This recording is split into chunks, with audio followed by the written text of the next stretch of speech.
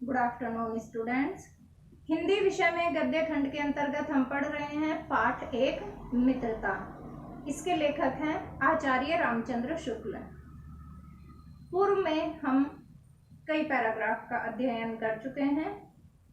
आज हम शुरू करते हैं। संकेत के माध्यम से देखते हैं कि आज हम कितना पैराग्राफ उसका अर्थ समझेंगे, उसकी व्याख्या समझेंगे और संबंधित प्रश्नों के उत्तर भी लिखेंगे। तो संकेत के माध्यम से समझते हैं कि आज हमको कितना पाठ पढ़ना है। यहां से लेकर दो भिन्न प्रकृति के और कोई धोखा ना होगा, आज हम यहां तक पढ़ेंगे। तो चलिए शुरू करते हैं। पाठ 1 मित्रता। लेखक हैं आचार्य रामचंद्र शुक्ल। दो भिन्न प्रकृति के मनुष्यों में बराबर प्रीति और मित्रता रही है।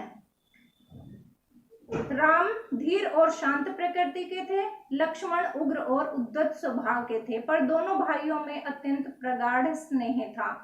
उदार तथा उच्चाशय कर्ण और लोभी दुर्योधन के स्वभावों में कुछ विशेष समानता नहीं थी, पर उन दोनों में मित्रता खूब निभी। यह कोई बात नहीं है, एक ही स्वभाव और रुचि के लोगों में ही मित्रता हो सकती है। समाज में विभिन्नता देखकर लोग एक दूसरे की ओर आकर्षित होते हैं। जो गुण हम में नहीं है, हम चाहते हैं कि जिससे हमारी मित्रता हो वे सारे गुण उसमें मिलें। चिंताशील मनुष्य प्रफुल्लित चित्त का साथ ढूंढता है, निर्बल बली का, धीर उत्साही का, उच्च आकांक्षा वाला चंद्रगुप्त युक्ति और उपाय के लिए चाणक्य का मुंह ताकता था।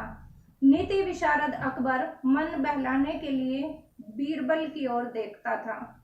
मित्र का कर्तव्य इस प्रकार बताया गया है। उच्च और महान कार्य में इस प्रकार सहायता देना, मन बढ़ाना और साहस दिलाना कि तुम अपनी निज सामर्थ्य के बाहर का कार्य कर जाओ।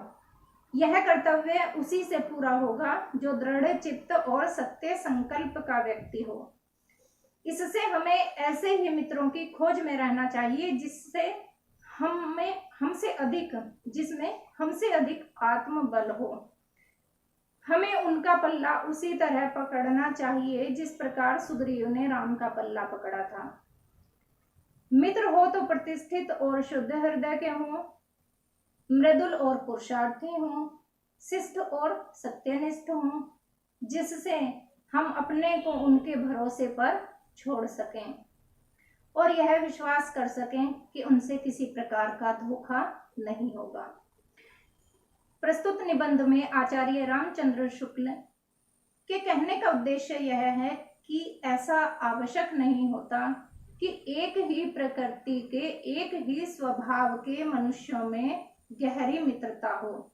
उन्होंने हमको बहुत सारे उदाहरणों के माध्यम से यह समझाने का प्रयास किया है कि पूर्व में भी बहुत सारे ऐसे उदाहरण सामने आए हैं जब दो भिन्न प्रकृति वाले मनुष्यों के बीच में बहुत ही गहरी मित्रता रही, जिनके उदाहरण हम आज तक देते आ रहे हैं। तो उन्होंने कहा है कि दो भिन्न प्रकृति के मनुष्यों में बराबर प्रीति और मित्रता रही है। दो भिन्न भिन्न प्रकृति के मनुष्यों में भी गहरी मित्रता रही है। ऐसा पूर्व में हम कई बार देख चुके हैं। राम धीर और शांत प्रकृति के थे। अब उन्होंने रामचरितमानस से ये उदाहरण लिया है राम और उनके छोटे भाई लक्ष्मण का। दोनों की प्रकृति बिल्कुल अलग थी, विपरीत प्रकृति के थे। एक तरफ राम धीर और शांत थे, दूसरी तरफ लक्ष्मण जो थे वो बहुत ही उग्र और क्रोधी स्वभाव के थे। लेकिन दोनों में मित्रता, आपसी सद्भाव, आपसी प्रेम इतना अधिक था कि भगवान राम को 14 वर्ष का वनवास हुआ तो लक्ष्मण भी उनके साथ 14 वर्ष के लिए वनवास को गए। फिर उन्होंने आगे कहा है कि दोनों भाइयों में इतना अधिक प्रेम था कि उनके उदाहरण आज भी दिए जाते हैं। उदार और उच्चाशय कर्ण और लोभी दुर्योधन के स्वभावों में कुछ भी समानता नहीं थी। दूसरा उदाहरण उन्होंने महाभारत से दिया है। कर्ण और दुर्योधन दोनों की मित्रता बहुत प्रगाढ़ थी, बहुत ही गहरी मित्रता दोनों में थी, लेकिन उनके स्वभाव बिल्कुल विपरीत थे। दुर्योधन लोभी था, दुराचारी था, उसके विपरीत कर्ण महान दानवीर। तो विभिन्न उदाहरण देकर उन्होंने समझाया है कि दो भिन्न प्रकृति के मनुष्यों में भी मित्रता कितनी प्रगाढ़ थी। फिर भी दुर्योधन और जो कर्ण का उदाहरण दिया है वो बिल्कुल भिन्न प्रकृति के थे दोनों, और उनकी मित्रता के उदाहरण आज भी दिए जाते हैं। आगे आचार्य रामचंद्र शुक्ल कहते हैं कि यह कोई बात नहीं है कि एक ही स्वभाव और रुचि के लोगों में मित्रता हो। इन दोनों उदाहरणों के माध्यम से यही कहना चाहते हैं कि एक ही स्वभाव और एक ही रुचि के व्यक्तियों में मित्रता नहीं हो सकती। भिन्न भिन्न रुचि और प्रकृति के मनुष्यों में भी मित्रता हो सकती है।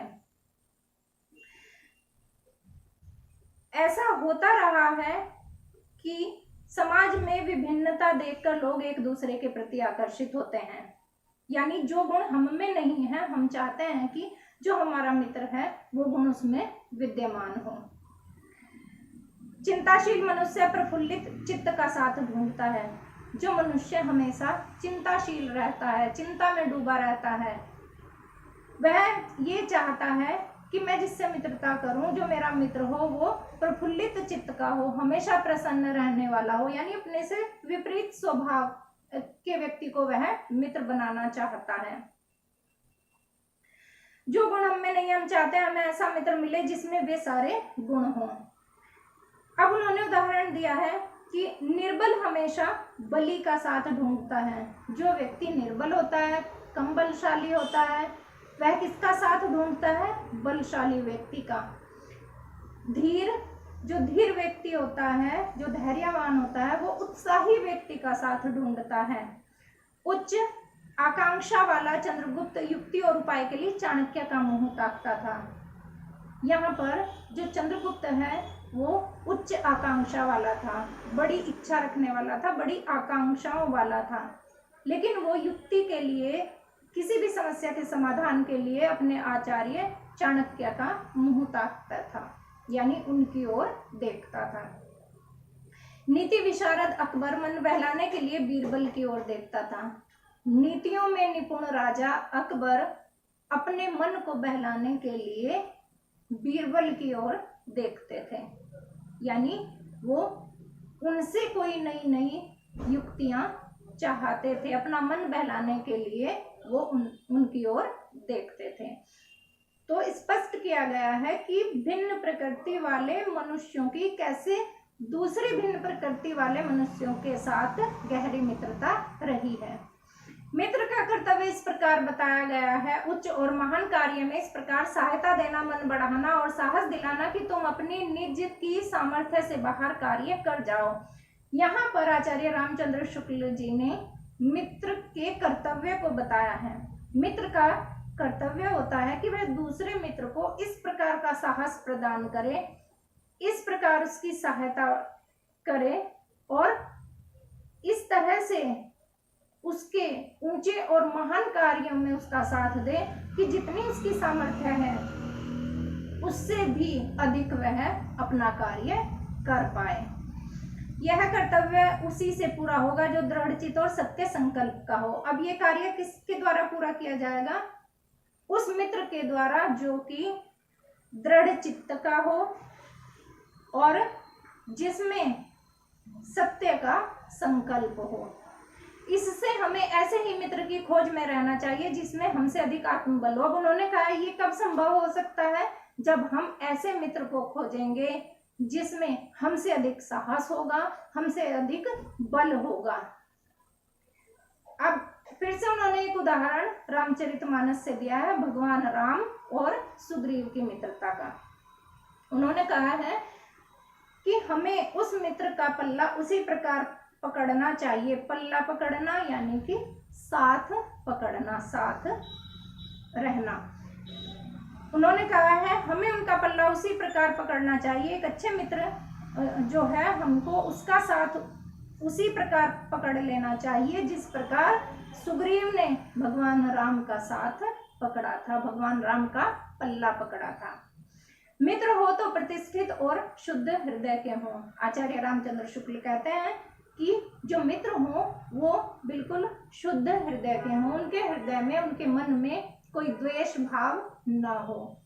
मृदुल हो यानी मीठा बोलने वाले हों, पुरुषार्थी हों, मेहनत करने वाले हों, परिश्रम करने वाले हों, शिष्ट और सत्यनिष्ठ हों, शिष्टाचारी हों और सत्य बोलने वाले हों, जिससे हम अपने को उनके भरोसे छोड़ सकें। यानी इतना विश्वास हम अपने मित्र के ऊपर कर सकें कि हम उनके भरोसे अपने आप को छोड़ दें कि अगर हम कहीं गलती से भी हम अगर किसी गलत रास्ते पर जा रहे हैं तो ये हमारा मित्र है, ये हमको अवश्य वहां से बचा लेगा। यह विश्वास कर सकें कि उनसे किसी प्रकार का धोखा नहीं होगा और हमारा मित्र ऐसा होना चाहिए कि हम उस पर पूर्णतः पूरी तरह से ये विश्वास कर सकें कि इसके द्वारा हमारे साथ कोई भी धोखा नहीं होगा। आज हम यहाँ तक पढ़ेंगे। संबंधित प्रश्नों के उत्तर देख लेते हैं। गद्यांश के पाठ और लेखक का नाम लिखिए। गद्यांश के पाठ का नाम है मित्रता और लेखक का नाम है आचार्य रामचंद्र शुक्ल। रेखांकित अंश की व्याख्या कीजिए। यहाँ पर आपको एक अंश जो है वो रेखांकित मिलेगा, यानी उसके नीचे आपको रेखा खींची हुई मिलेगी, अंडरलाइन उसके नीचे आपको मिलेगी। केवल उसी अंश की आपको व्याख्या करनी है। तो यहाँ पर आप देख लेंगे रेखांकित जो अंश है वो आपको बता दिया जाएगा। पीडीएफ के माध्यम से आपको जो पैराग्राफ भेजा जाएगा उसमें वह अंश रेखांकित किया जाएगा, तो उसको आप अलग से लिख लेंगे। तीसरा प्रश्न है, किन किन लोगों की भिन्न प्रकृति होने पर भी मित्रता रही है। आपने इस पैराग्राफ को पढ़ा, आप उसमें से ऐसे उदाहरण छांटिए जो पैराग्राफ के बीच में जब आपको व्याख्या बताई जा रही थी तो उसमें ये विभिन्न प्रकार के उदाहरण दिए गए थे कि कौन से ऐसे व्यक्ति हैं जो भिन्न भिन्न प्रकृति के थे और उनमें आपस में गहरी मित्रता रही है। ये प्रश्नों के उत्तर इनके आपको स्वयं लिखने हैं। प्रश्न नंबर 4, अकबर और बीरबल में क्या समानता थी, दोनों में क्या समानता थी। प्रश्न नंबर 5, चंद्रगुप्त चाणक्य का मुंह क्यों ताकता था। ये संबंधित 5 प्रश्न हैं, इनके उत्तर आपको अपनी उत्तर पुस्तिका में लिखने हैं। पूर्व में आपको प्रश्न आपको बताए जाते थे और उनके उत्तर भी आपको बता दिए जाते थे। उसका एक कारण ये था कि जिससे आपको उत्तर लिखने आ जाएं कि इस तरह से हमको इन संबंधित प्रश्नों के उत्तर देने हैं। अब आपको व्याख्या यानी भावार्थ इसीलिए समझाया जाता है कि उनसे संबंधित प्रश्नों के उत्तर अब आप स्वयं लिख पाएं। तो संबंधित 5 प्रश्नों के उत्तर आप उत्तर पुस्तिका में लिखेंगे। प्रस्तुत गद्यांश का भावार्थ, इसकी व्याख्या अच्छी प्रकार से पढ़ेंगे। इसके आगे का पाठ कल पढ़ेंगे। धन्यवाद।